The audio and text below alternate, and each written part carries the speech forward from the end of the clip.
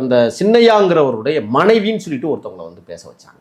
அந்த அவங்க என்ன சொல்கிறாங்கன்னா, அவன் பொல்லாதவன், அவன் பொம்பளை பொறுக்கி, அவன் வந்து திருடன், அப்போ அது மட்டும் இல்லை அவன் வந்து நிறைய பாலியல் சீண்டல் பண்ணவன் அப்படி இப்படிலாம் சொல்லி இந்த முதல் சாட்சியாக இருக்கிற சின்னையா மீது மிகப்பெரிய காழ்ப்புணர்ச்சி அவங்க மனைவியை வந்து கொட்டியதாக அங்கே இருக்கிற ஊடகங்கள், கர்நாடகத்தில் இருக்கிற இந்த அருணா கோஸ்வாமின்னு ஒருத்தர் இருக்கிறார் தெரியுமா, பாஜகவில், அவருடைய இணையதளங்கள் தான் பெங்களூரில் நிறைய, கர்நாடகம் முழுக்க அவருடைய சேனல்ஸ் நிறைய. இப்போ அந்த சேனல்ஸ் மூலமாக இந்த இப்போ என்ன செய்கிறாங்க, தர்மேந்திர ரெட்டியை வந்து காப்பாற்றுவதற்காக எல்லா வகையிலையும் பாரதிய ஜனதா வந்து இப்போ இந்த ஊடகங்களையும் பயன்படுத்தியிருக்கு. இந்த ஊடகங்களில் வேறு யாரும் எந்த செய்தியை வந்து அந்த கருமசாலாவில், கருமசாலான்னு வச்சுக்கலாம் அல்லது கருமசாலான்னு வச்சுக்கலாம், எப்படி வேணாலும் வச்சுக்கோங்க.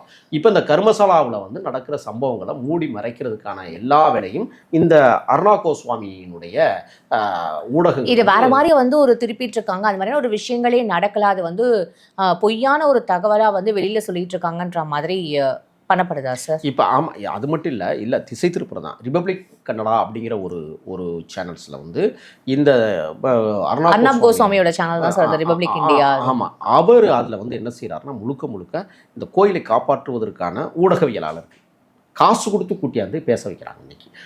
இதுக்கு இடையில் நேற்று காலையில் 5 மணிக்கு சின்னையா வந்து கைது செய்யப்பட்டார்.